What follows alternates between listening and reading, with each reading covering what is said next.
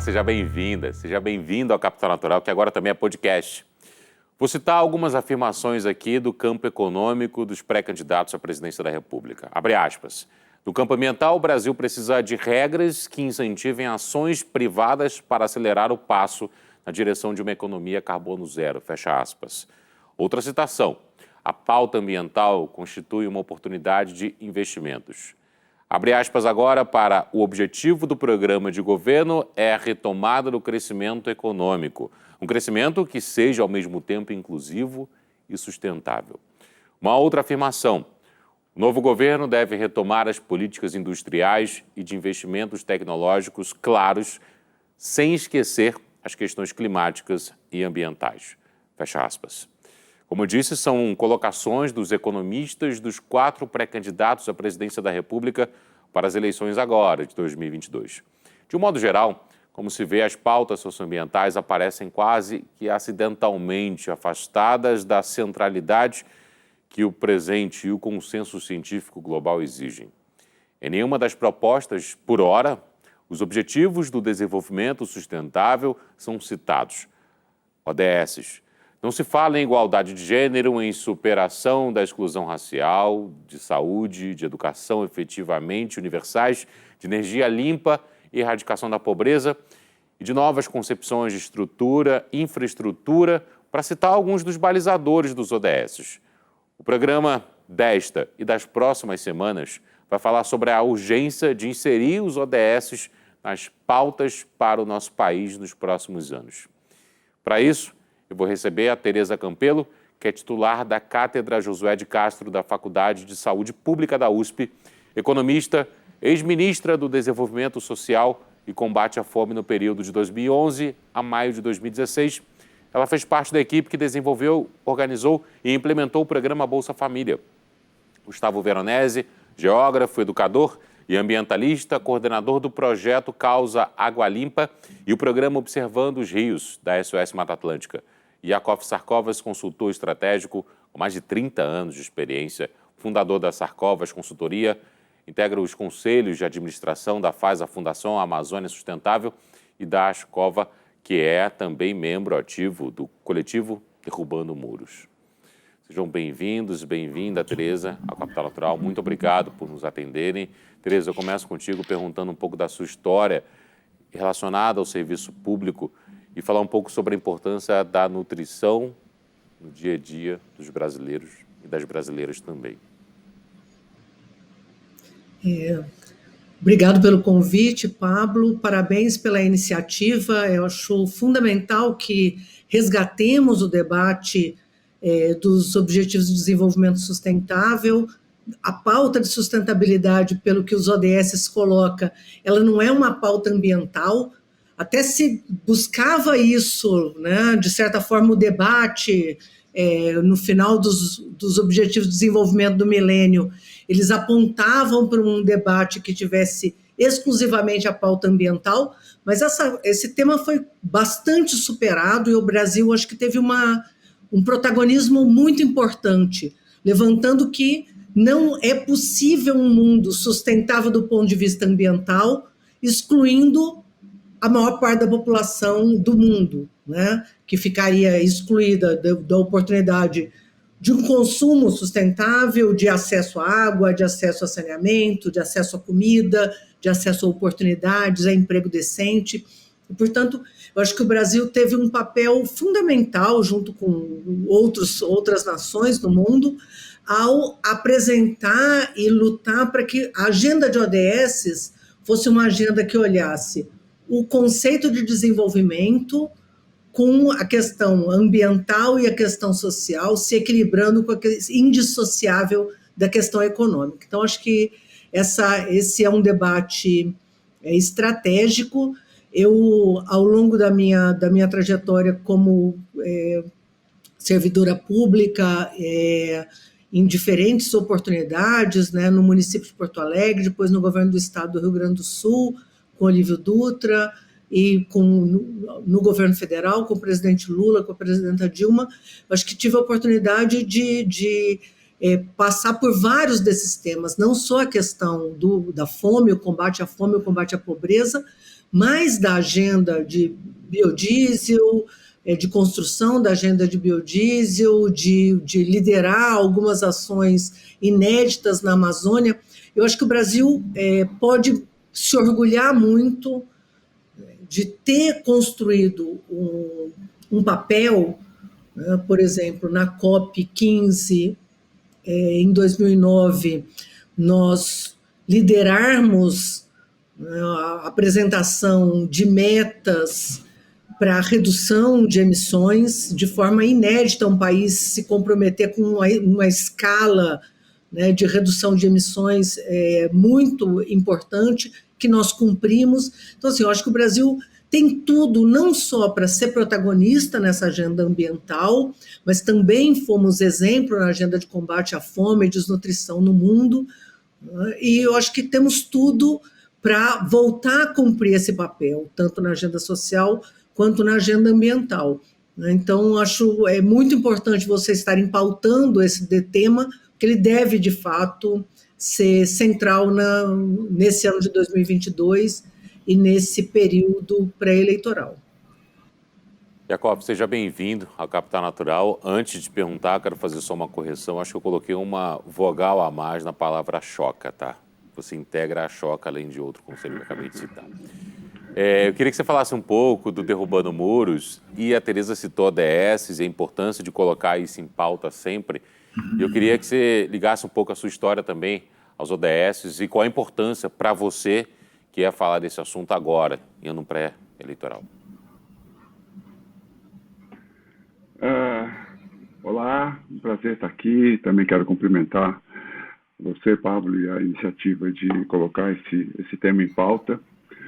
Bom, primeiro falando Derrubando Muros, é uma iniciativa cívico-política independente, hoje integrada por quase 100 profissionais, pessoas, né, cidadãos das mais diferenciadas, ativistas, empresários, cientistas políticos, jornalistas, alguns políticos independentes também.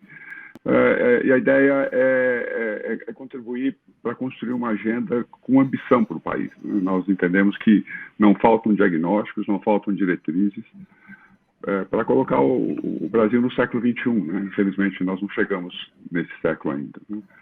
E fazer com que essa gente estimule um pacto democrático de governabilidade, né? Porque o próximo governo, seja ele qual for, contando que não seja o atual, né? Não sei se o país resistiria a mais 4 anos de tanto descalabro, né? Esse governo não vai conseguir governar sozinho, ele não vai conseguir não enfrentar as questões que se acumularam, né? Seja a fragilização das instituições brasileiras, né? Seja o desmonte de muitas coisas que já estavam construídas no país, né? Então, o Derrubando Muros como disse, é uma iniciativa civil independente, cívica independente, e que está buscando integrar tudo aquilo que nós entendemos possa direcionar, possa dar uma ambição maior para o Brasil e resgatar um pouco a confiança, né, do brasileiro no país tão combalida, né, tão afetada por tudo que vem acontecendo. Né. A minha relação com as ODS se dá muito em decorrência da minha atividade empresarial. Eu, há quase 40 anos, trabalho na confluência entre o interesse público e o interesse empresarial, definindo o posicionamento que as empresas devem adotar em campos de interesse público, no campo social, ambiental, cultural, aquilo que eu acabei definindo como atitude de marca. Então, eu sou um pouco testemunho ocular do desenvolvimento do ativismo empresarial nessas questões, né? Desde o tempo que isso se revestia de filantropia empresarial, né? Foi evoluindo para um conceito de dar efetividade a esses investimentos, né? Passando pela fase do investimento social privado, ingressando depois nos conceitos de responsabilidade social empresarial. A fundação do Instituto Ethos no Brasil foi determinante, né, para criar frameworks, né, criar padrões para que as empresas interessadas nessa questão pudessem operar e evoluir, né? E até chegarmos no conceito que acabou predominando do triple bottom line, da sustentabilidade, né? E agora acho que nós temos uma grande novidade, né? que é o ingresso, né, de todos esses preceitos no mercado financeiro, né? E tudo isso acabou sendo rebatizado dentro de um ESG, né? Que é a sigla que resume esses 3 pilares: o ambiental, o social e a governança, né? Eu acho que esse é um momento muito importante que, de alguma maneira, vai passar pela nossa conversa, porque, na verdade, as ODS fazem parte de um esforço das Nações Unidas que já está fazendo 22 anos de idade, né? Ele decorre do Pacto Global, e eu acho que nós evoluímos muito pouco, né? Ao longo desses 22 anos, né? O próprio Pacto Global entende isso, tanto é que vem tentando, principalmente em 2020, né? Quando já haviam passado 20 anos do Pacto Global e faltavam 10 anos, agora faltam menos, né? Agora faltam 8 para 2030, né? que é a meta da agenda, né? E de fato, o espaço aí de realização ainda é descomunal, né? Por isso eu acho que no que tange o papel das empresas nesse processo, o fato da agenda da sustentabilidade passar a ser impulsionada agora por interesses do mercado financeiro, né, estabelecendo prioridades de investimento em empresas que operem em preceitos sustentáveis, né, pode dar uma atração muito maior para isso. Talvez nem isso seja possível para atingir as metas que são ambiciosas, né? Eu acho que isso não vai passar ao largo de arranjos entre governos também, mas no que tange às empresas eu estou bastante otimista com a aceleração desse processo. Muitos pontos abordados pelos nossos convidados até aqui já vão dar um norte aqui para a nossa sequência. E aí eu quero trazer o Gustavo para a nossa conversa. O Gustavo está com a camisa que é o símbolo da SOS Mata Atlântica. Muita gente conhece a SOS Mata Atlântica, né, Gustavo? Mas tem muita gente também que, imagino eu, queira entender qual o papel hoje da SOS Mata Atlântica em 2022. E aí eu queria que você falasse um pouco sobre isso e apresentar também a SOS Mata Atlântica para quem não conhece. Seja bem-vindo. Olá, muito obrigado pelo convite, Pablo. Saúdo Tereza, Yakov. Muito importante a gente falar desses temas, né? A pauta socioambiental, como você falou no começo, porque não dá para diferenciar o social do ambiental. Isso já foi, como a Tereza falou, superado. Não é uma pauta somente ambiental, é uma pauta que tem que juntar tudo, porque não adianta a gente não pensar nas pessoas, não pensar na nossa sociedade envolvida nisso, até porque somos nós que estamos degradando o planeta, somos nós que estamos exaurindo o planeta, né? Acabando com os recursos do planeta. E somos nós que vamos também sofrer essas consequências. Você pediu para falar da história, de como me envolvi nessa história das pautas socioambientais. Exatamente começou pensando nisso, de unir o social e o ambiental. Então, desde moleque, da minha adolescência, eu me incomodava demais. Ao mesmo tempo, com a quantidade de poluição, sou um ser urbano da cidade de São Paulo, nascido, criado na cidade de São Paulo, e nunca fiquei satisfeito com o ar da nossa cidade, a arborização da nossa cidade. Sempre me incomodou bastante isso. Assim como me incomodava muito a poluição, a falta de arborização, a falta de cuidado com a natureza, né? Ao mesmo tempo me incomodava a situação social, ver pessoas revirando lixo, ver pessoas passando fome. Isso para mim também nunca foi algo muito natural. E não é natural, não é normal, né? E uma coisa está ligada à outra. Então, o meu anseio dentro dessa pauta é uma pauta estritamente socioambiental, nunca foi separada, sempre me incomodou as duas coisas. E quando eu fui procurar uma faculdade para estudar, eu pensava muito nisso. E arrisquei uma, arrisquei outra, até que eu cheguei na geografia. E a geografia foi que me abriu esse mundo, porque a geografia consegue tratar desses dois temas com muita profundidade, trazendo elementos de diversas áreas do conhecimento, para trabalhar justamente dentro dessa pauta, unindo a sociedade e o meio que essa sociedade vive. Então, entender esses dois lados ao mesmo tempo. Então, cursando a geografia, eu tive a oportunidade de trabalhar em algumas organizações indígenas, que ligadas também à coleta seletiva de resíduos, que também mexe com a pauta socioambiental ao mesmo tempo, tanto a questão indígena como a questão de coleta seletiva, que você diminui o consumo de resíduos, você destina adequadamente seus resíduos, você gera renda com os resíduos que antes iriam ter um descarte num lixo, ou pior, ao invés de ir para um aterro, iria para um lixão, porque ainda é a realidade de muitas cidades hoje, infelizmente, apesar da nossa lei de resíduos sólidos, enfim.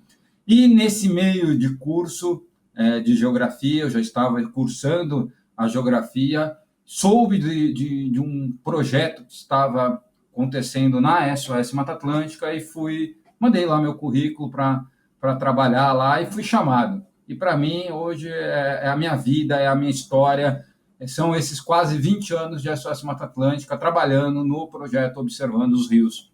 Então, você pediu para explicar um pouquinho o que é a SOS Mata Atlântica. É uma organização não governamental, mais precisamente uma OCIP, uma organização social de interesse público, que trabalha com as temáticas ambientais focadas no bioma Mata Atlântica. O Brasil tem alguns biomas, né? Amazônia, o Pampa, Pantanal, Caatinga, Cerrado, e temos a Mata Atlântica.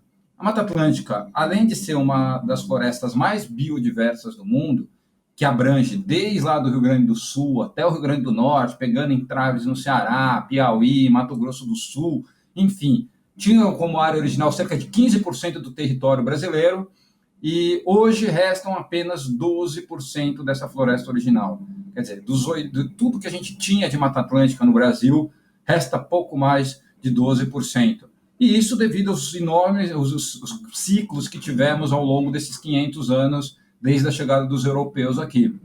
Então, tivemos o ciclo da cana-de-açúcar, tivemos a extração de madeiras nobres, tivemos o ciclo do ouro, o ciclo do café, a industrialização com consequente urbanização, e chegamos numa situação igual hoje, em que cerca de 145 milhões de brasileiros vivem na Mata Atlântica, as grandes capitais brasileiras, grande parte das capitais brasileiras estão na Mata Atlântica, Porto Alegre, Florianópolis, Salvador, Rio de Janeiro, São Paulo, Fortaleza, enfim, grandes cidades, enormes aglomerados urbanos. Então, a gente precisa da Mata Atlântica. Nós vivemos na Mata Atlântica e precisamos da Mata Atlântica, e cada vez temos menos Mata Atlântica, né? Porque continua o processo de desmatamento, né? Inclusive por causa de todo esse desmonte da gestão ambiental no Brasil, algo que foi trabalhado e construído ao longo de 40 anos e que nos últimos 5 anos simplesmente foram jogados no lixo, né? E sem reciclagem, e que a gente espera que nos próximos anos a gente consiga recompor boa parte dessas coisas que foram, que a gente consiga reciclar essas coisas que foram perdidas nesses últimos poucos anos, né? Porque, apesar da pauta socioambiental, eu vivo isso, né? Cada vez está mais em voga, as pessoas falam mais, se preocupam mais com a pauta ambiental, as empresas querem fazer algo ligado ao meio ambiente, mas, ao mesmo tempo que se tem mais consciência, se tem mais sensibilidade, se fala mais sobre isso, a gente precisa não só de falar, a gente precisa de ação, a gente precisa fazer, né? Então, enquanto a gente está falando, as pessoas estão falando alguma coisa, estão fazendo outra. Então, a gente precisa alinhar o que se fala com o que se faz. É mais urgente do que nunca isso, né? É mais fundamental do que nunca na história da humanidade a gente aliar o discurso e a prática. Então, não adianta a gente falar que precisamos fazer isso, precisamos fazer aquilo. A gente precisa fazer isso, fazer aquilo, cumprir as coisas que a gente se comprometeu lá na COP15, né? Não ficar mais com o marketing barato da questão ambiental, né? Não falar que faz um negócio bonitinho, mas faz um estrago por outro lado, né? Então, a gente precisa colocar isso em prática, e nesse ano eleitoral, o tema ambiental tem que ser fundamental, não pode ser mais tratado que vamos fazer o crescimento respeitando isso, respeitando... Não, tem que ser fundamental a pauta ambiental, tem que ter o crescimento econômico, mas sem detonar toda a parte ambiental, né? A gente tem que entender que o econômico e o ecológico faz parte da mesma raiz, o eco é casa, né? Um é a gestão da casa, outro é o cuidado com a casa, A gente precisa juntar as duas coisas e entender o que passa nessa casa. E sem negacionismo, né? Sem falar que não existe aquecimento global, mudanças climáticas ou o nome que se dê a isso. O importante é que sim, o planeta está aquecendo, sim, os problemas estão acontecendo, sim, as pessoas estão sofrendo. E sabe quem sofre mais com tudo isso? São sempre as pessoas que sempre sofreram. Por isso que não dá para a gente distinguir a pauta social da ambiental, porque quem sofre mais com as consequências das emergências climáticas são as pessoas mais pobres, são as pessoas que estão à margem da sociedade, como sempre, né? É o que se fala do racismo ambiental, do racismo climático, porque são sempre as mesmas pessoas. As que sempre sofreram são as que estão sofrendo e são as que vão sofrer num futuro muito próximo. Então, a gente tem que falar de socioambiental o tempo inteiro e tem que incluir as pessoas, né? E também, quando a gente fala, a gente está na época do antropoceno, porque o ser humano está detonando o planeta, mas calma lá, que ser humano está detonando o planeta? A gente não pode colocar alguém, um bilionário, que tem uma pegada de carbono gigantesca, com uma pessoa que passa fome, né? E falar que os dois estão denegrindo, estão detonando o planeta do mesmo jeito, né? Denegrindo já é uma palavra horrorosa, né? Que não se deve nem se usar. Então, está detonando o planeta, está acabando com os recursos naturais do planeta. Então, a gente precisa cada vez mais aliar essas duas práticas, a social e a ambiental, numa coisa só. Até porque senão a gente foge da realidade, né? Não faz muito tempo eu entrevistei no Band News TV o Chico César, e eu perguntei ele sobre pandemia, sobre o processo de retomada de shows e tudo mais, e ele falou, para quem é da minha cor, a pandemia ela sempre existiu, porque a gente sempre foi impedido de entrar em vários lugares, nós sempre ficamos à margem economicamente falando dentro desse país e sempre fomos os últimos a ter acesso às coisas mais primárias. Ou seja, a pandemia sempre existiu para quem tem a minha cor, foi o que disse o Chico César em uma entrevista minha. Eu conheço o trabalho da SOS Mata Atlântica, eu também estou na minha segunda década de carreira e vivi nas duas capitais que tem Mata Atlântica, São Paulo e Rio de Janeiro. E por várias vezes recorri à SOS Mata Atlântica para algum dado importante e sempre me atenderam muito bem. Em cima do que você falou, Gustavo, eu queria citar um pouco desse processo de paixão que o brasileiro vive. De que a gente está às vésperas de uma eleição e os nomes já estão pré-definidos para boa parte dos brasileiros. Mas eu queria pegar algumas declarações de alguns dos nossos convidados. Por exemplo, Tereza, quando a senhora esteve no Ministério, a senhora ajudou a montar um dos maiores programas de combate à fome do mundo. E há pouco tempo eu li uma entrevista da senhora, na qual a senhora falava do Auxílio Brasil, esse programa que o governo federal hoje quer colocar e está começando a pagar aos brasileiros. E a senhora falou o seguinte, é só uma maquiagem, porque o programa em si, como ele se apresenta, é muito difícil de colocar em prática. Fica parecendo mais uma propaganda eleitoral do que, de fato, um programa que vai colocar os brasileiros num outro patamar de vida. Yakov, tem um texto seu de 2018, em qual você começa o texto falando assim, existem 3 candidatos para essas eleições.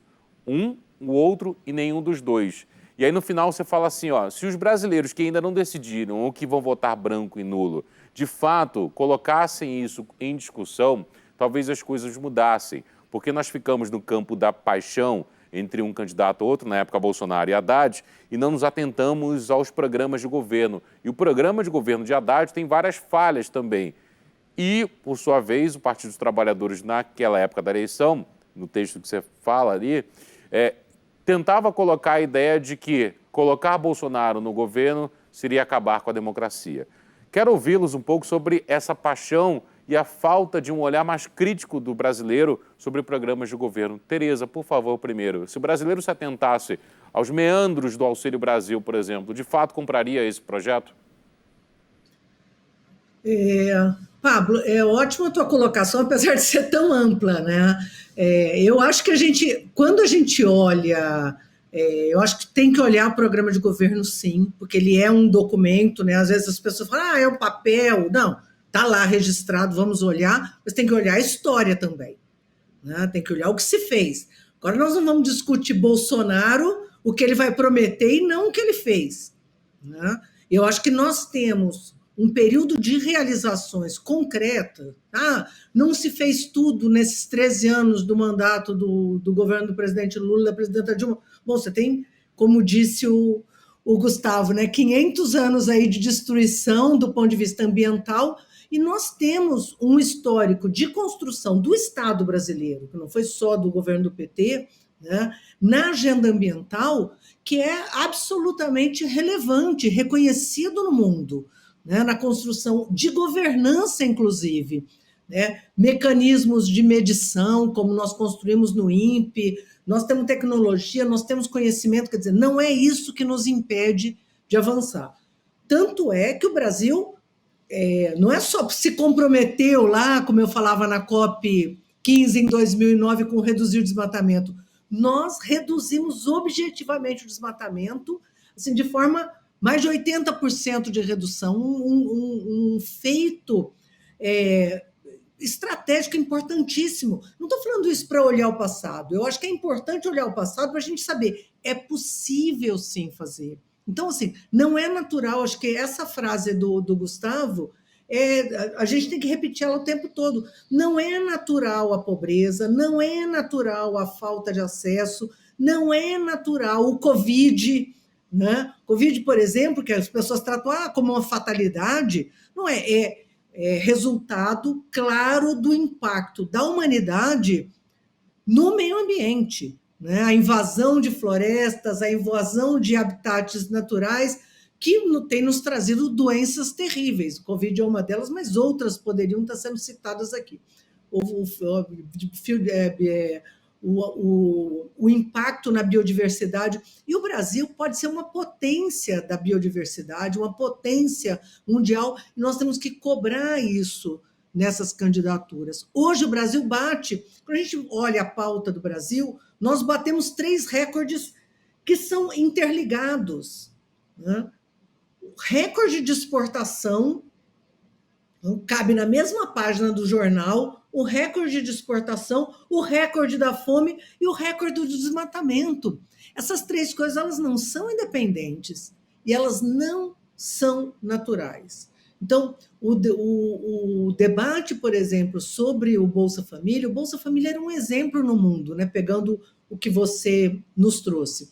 O Bolsa Família é um exemplo no mundo, maior e melhor programa de transferência de renda do mundo, não porque transferiam dinheiro num cartão, mas porque ele tentava construir esse ambiente de inclusão do cidadão de forma integral, garantir que ele tivesse acesso ao Estado, né? Foi fundamental no acesso à população mais pobre, que é a população mais negra no Brasil, olhando, inclusive, as diferentes situações. A gente tinha que olhar para frente, não desmontar o que foi feito. Né? Então, o que é olhar para frente no caso do Bolsa Família, por exemplo? Né? Nós estamos de volta ao passado, né? Eu fico olhando, nós estamos num túnel aqui de volta ao passado, né? Volta a ser primário exportador, né? O Brasil está voltando a ser um país primário exportador, um atraso no desmatamento, um atraso no desmonte, né? E um atraso na agenda social. Então, esse programa que foi criado, não é só porque ele muda o nome, né? Quer mudar o nome, muda, entendeu? Isso eu acho que é o de menos. Mas o conceito é um conceito da década de 40. O pobre é pobre porque é preguiçoso. O pobre é pobre porque não quer trabalhar. A gente tinha que estar avançando, né? Avançando na agenda de como gerar empregos, avançando na agenda. Não é um programa social que gera empregos.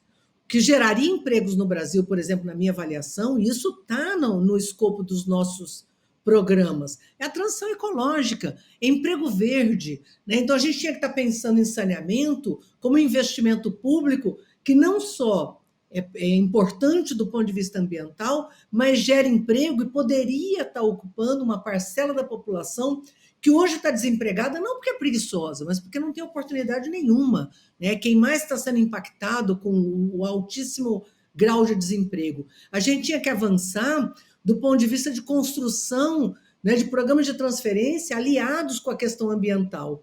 O nosso governo, por exemplo, tomou outra iniciativa inédita, pouco conhecida, que chama Bolsa Verde. O Bolsa Verde era como se fosse o Bolsa Família 3.0, pensando na agenda ambiental.